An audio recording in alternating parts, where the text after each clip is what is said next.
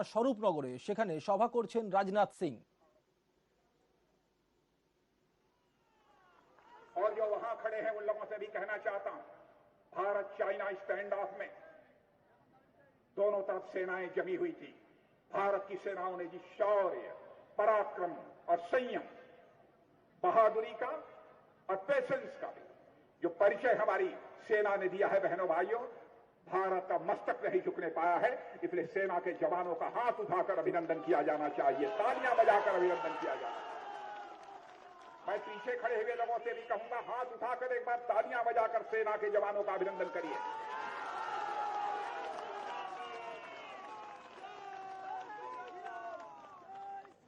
इसके पहले क्या होता रहा?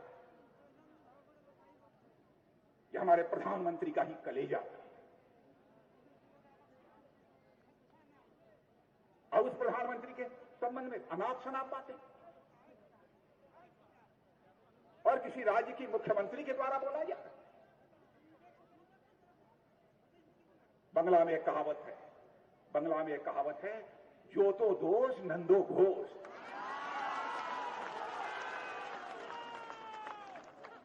हर बात के लिए मोदी जी को दोष। अरे इस देश ने प्रधानमंत्री दोबारा चुना है, दूसरी बार प्रधानमंत्री चुना है, अब उसको हर समय नंदो घोष बनाने की कोशिश करती हैं।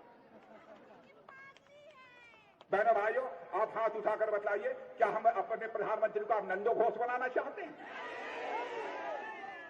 मीडिया के लोग भी देख लें, बहनें हमारी खड़ी हैं, भाई खड़े हैं, क्या आप पेड़ के नीचे खड़े हुए लोग हमारे प्रधानमंत्री मोदी जी को नंदो घोष बनाना चाहते हैं? मैं आपसे पूछता हूं, जो वहां खड़े हैं।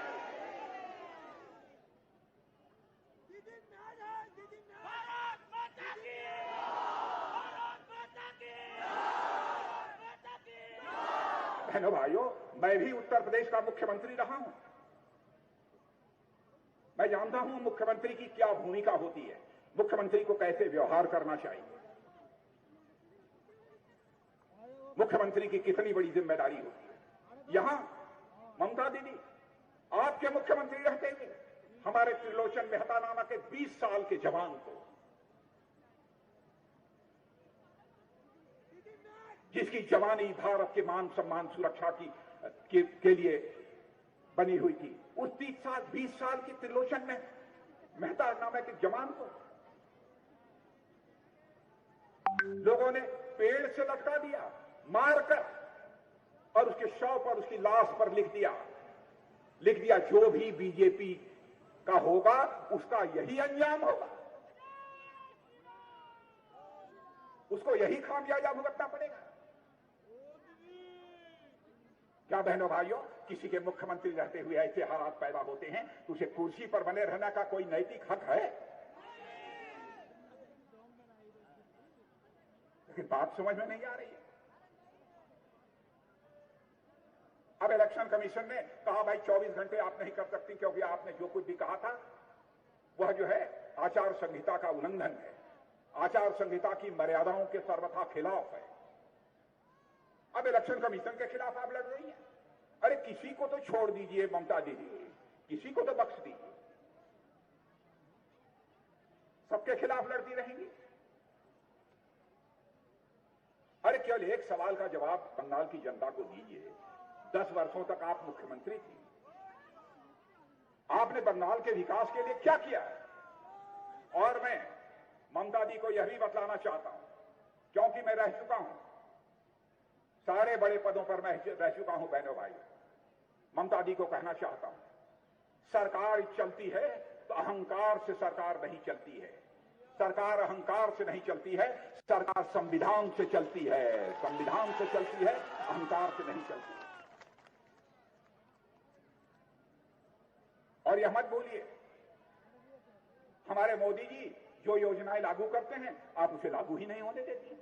कहती हैं इसका क्रेडिट, इसका श्रेय मोदी को चला जाएगा। क्या जो जनता का हित सोचने वाली कोई सरकार होगी ये कभी सोचेगी? अरे वो तो सोचेगी जहां से भी हमारी जनता के लिए पैसा मिल रहा है हमको पैसा ले लेना चाहिए, यही सोचेगी ना कोई मुख्यमंत्री।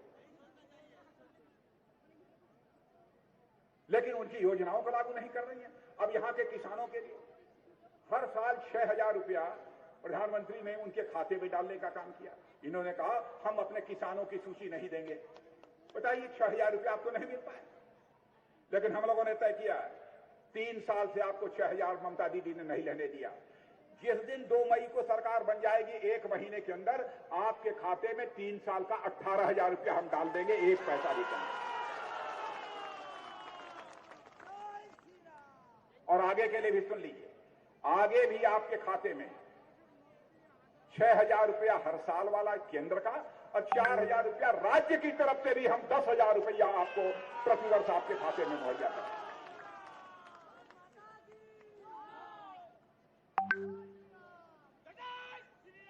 और हमारे जो गरीबों के बच्चे हैं, स्कूल में पढ़ने जाते हैं, उनके लिए भी हम लोगों ने सोचा, उनके लिए भी सोचा हम साइकिल देंगे, मुफ्त बिना पैसे के उनकी पढ़ाई कराएंगे, बिना पैसे की पढ़ाई कराएंगे बेटियों की। एक एक व्यक्ति की चिंता हम लोग करेंगे। और यह भी यकीन दिलाकर जाना चाहता हूं, एक योजना थी, जिनके पास पक्का मकान नहीं है रहने के लिए, उनको हम पक्का मकान मुहैया कराएंगे 2022 तक, 2022 तक। यह भी हम लोगों ने कहा था। बंगाल में जिस प्रभावी तरीके से उसे लागू करना चाहिए था, वो लागू नहीं करने दिया ममता दी ने।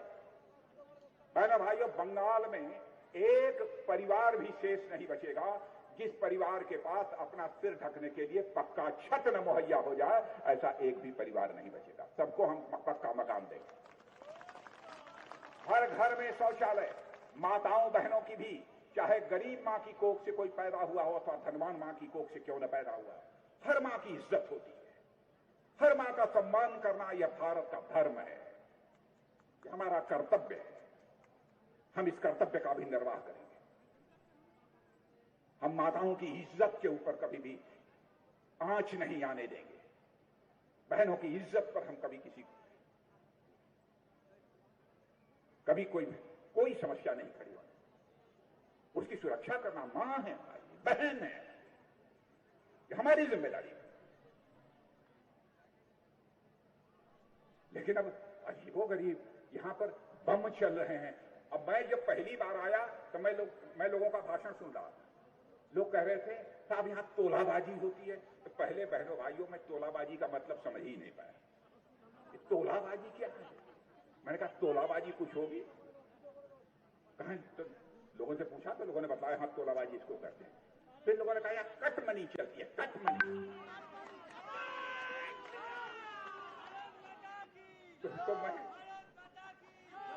तो मैं समझ नहीं पाया कट मनी क्या होती है। तो लोगों ने बताया कि साहब यह जो पैसा होता है सरकार का, कहीं विकास काम के लिए जाता है, विकास कार्य के लिए जाता है, तो उसमें से इतना परसेंटेज काट लिया जाता है, उसको कट मनी बोलते हैं। मैंने कहा अरे कट मनी, कमाल की कट मनी है। सुन लो मेरे बहनों भाइयों, कान खोलकर, सरकार बन जाने दो, हम देखेंगे किसने अपने मां का दूध पिया है जो कट मनी ले ले, एक पैसा भी कट मनी ले ले।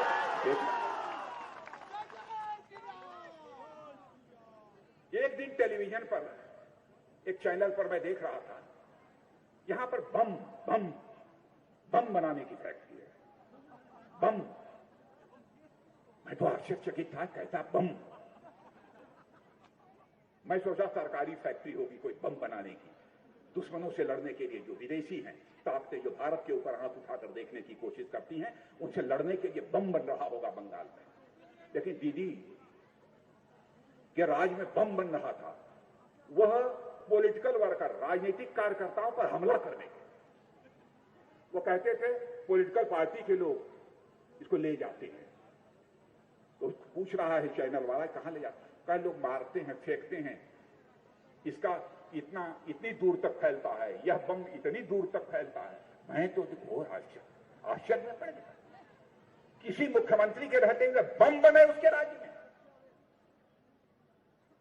बहनों भाइयों सुन लेना कान खोलकर, जिस दिन हमारी सरकार होगी, या तो इस बंगाल की धरती पर बम होगा या तो हम होंगे, और कुछ नहीं चलने पाए।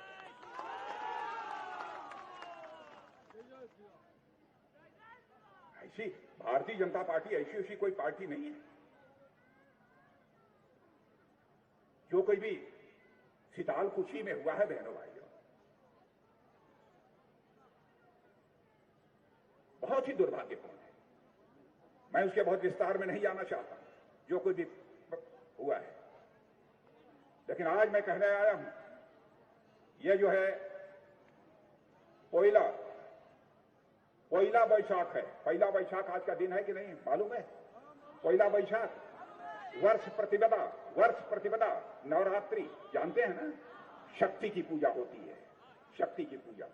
बहनों भाइयों, आपसे मैं यह निवेदन करने के लिए आया हूं, आपका आशीर्वाद चाहिए ताकि भारतीय जनता पार्टी वह शक्ति अर्जित कर सके, ताकि इस बंगाल को हिंदुस्तान का सबसे विकसित राज्य बना सके, जबसे खुशहाल राज्य बना सके।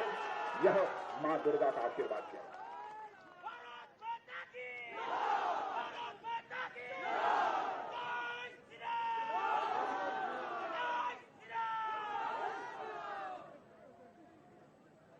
बहनों भाइयों, आप भी तुष्टीकरण की राजनीति में विश्वास मत करना। तुष्टीकरण की राजनीति नहीं होनी। आप देखो कौन सही है कौन गलत है, इस आधार पर अपने फैसला करो। लेकिन इतनी बात मैं बतला देना चाहता हूं ममता दीदी को कि ममता दी, आई दादागिरी चलवे ना।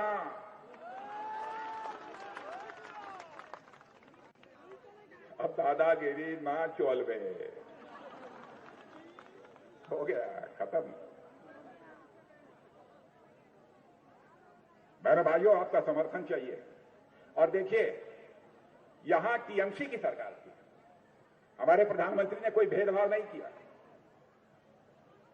जब यहां कांग्रेस की सरकार दिल्ली में थी, कान खोलकर सुन लीजिए पीछे के लोग भी, जब हमारी दिल्ली में सरकार थी कांग्रेस की दिल्ली में सरकार थी, 13वां वित्त आयोग, 13th फाइनेंस कमीशन, उसने बंगाल के विकास के लिए 1 लाख, नोट कर लीजिए, कांग्रेस की सरकार थी तो 5 वर्षों में बंगाल के विकास के लिए 1,32,000 करोड़ मिला।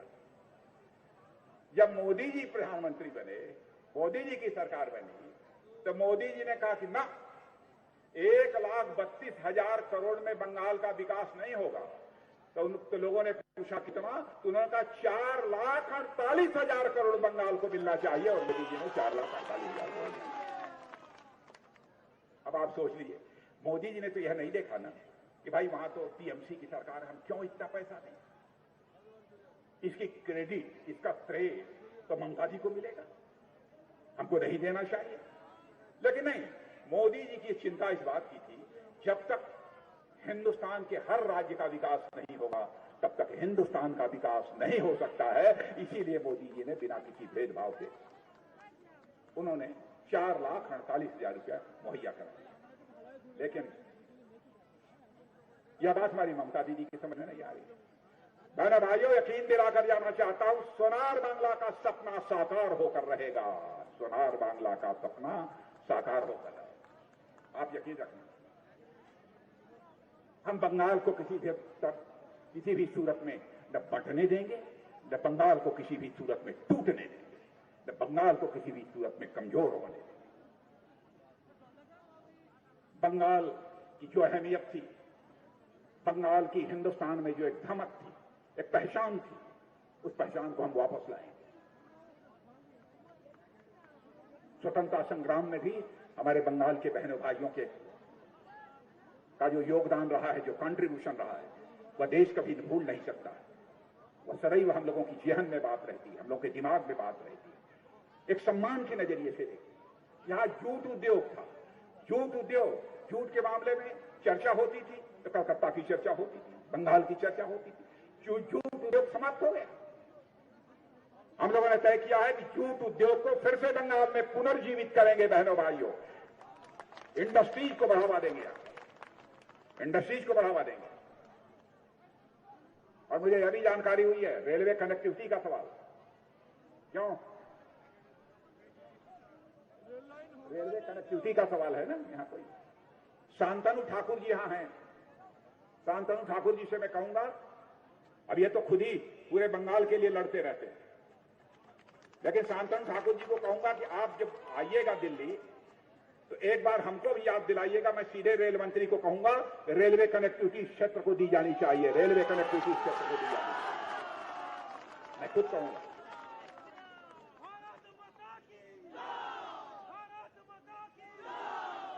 और मैं यह भी कहना चाहता हूं, बहनों भाइयों, हम लोकतांत्रिक व्यवस्था में जी रहे हैं, लोकतंत्र है हमारे। लोकतंत्र में हम सरकार चलाएंगे तो शासक बनकर सरकार नहीं चलाएंगे, हम आपका सेवक बनकर सरकार चलाएंगे। हम आपको विश्वास दिलाते हैं, आपका समर्थन चाहिए।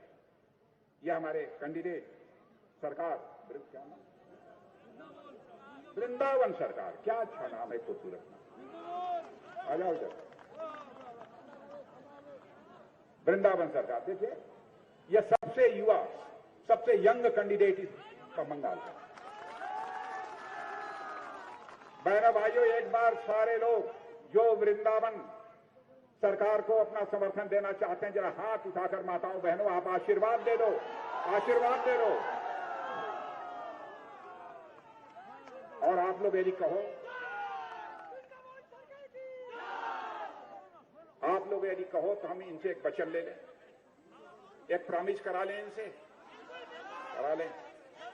वृंदावन सरकार, आप सबसे नौजवान हो यहाँ कैंडिडेट, आपसे वचन यह चाहता हूं कि चुनाव जीतने के बाद 6 महीना, साल, 1.5 साल में कभी भी, जब भी फुर्सत मिले, एक बार हमको फिर से यहां बुला लेना। और बहनों भाइयों, वृंदावन सरकार के जीतने के बाद यदि मैं यहां आना चाहूंगा तो फूलों की हार पहनकर अपना स्वागत कराने के लिए नहीं आना चाहूंगा। यदि मैं यहां आना चाहूंगा तो वृंदावन सरकार को विजय प्राप्त होने के कारण एक बार शीश झुकाकर आप सभी का अभिनंदन करने के लिए आना चाहूंगा, आप सबके लिए प्रति आभार व्यक्त करने के लिए आना चाहूंगा। और मैं यह भी कहना चाहता हूं,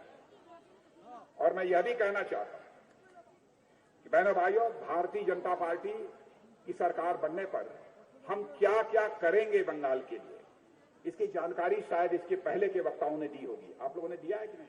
इन लोगों को बताया है कि इलेक्शन मैनिफेस्टो में क्या क्या चीजें, ये बता दी गई चीजें, यह सब सारी जानकारी आपको दी गई होगी, इसलिए वह बहुत उस डिटेल में नहीं जाना चाहता। लेकिन मैं कहना चाहूंगा, हम लोगों ने बहनों को, आप सुन लो माताओं बहनों, आपको सरकारी नौकरी में 33%, 33% का रिजर्वेशन मिलेगा। आपको माताओं बहनों को 33% का, यह भी हम लोगों ने तय किया है। पार्टी में, इस हिंदुस्तान में अकेली पार्टी भारतीय जनता पार्टी है। जब मैं पार्टी का राष्ट्रीय अध्यक्ष था तो 33% का रिजर्वेशन मैंने पार्टी में दिया था। पहली पार्टी हिंदुस्तान की है जिसको कि पार्टी में 33% रिजर्वेशन हमने दिया। ऐसे कई मछुआरे हैं, मछुआरे भाई, मछुआरे बहनों भाइयों, जैसे किसान को हम पैसा देंगे हर साल 6,000, तो आपको भी 6,000 प्लस 4,000, 10,000 रुपया आपको भी मिलेगा मछुआरे भाई। और वरिष्ठ नागरिकों को, सीनियर सिटीजन को अब तक 1,000 रुपये पेंशन मिला करती थी।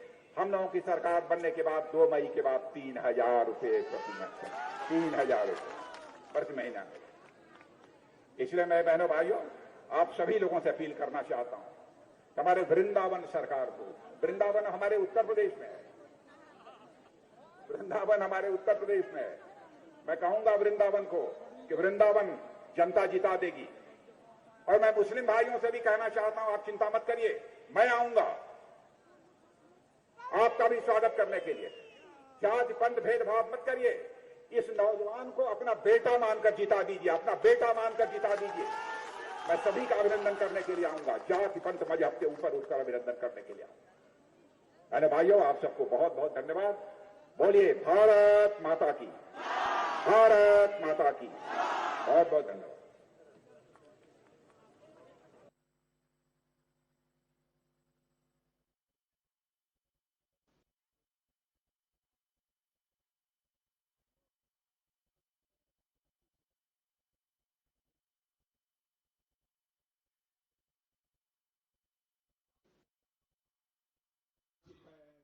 দেখছিলাম স্বরূপনগরের জনসভা করছেন প্রতিরক্ষা মন্ত্রী রাজনাথ সিং এবং তিনি সেখান থেকে বললেন ক্ষমতা নয়, দেশের জন্য রাজনীতি করুন। সোনার বাংলা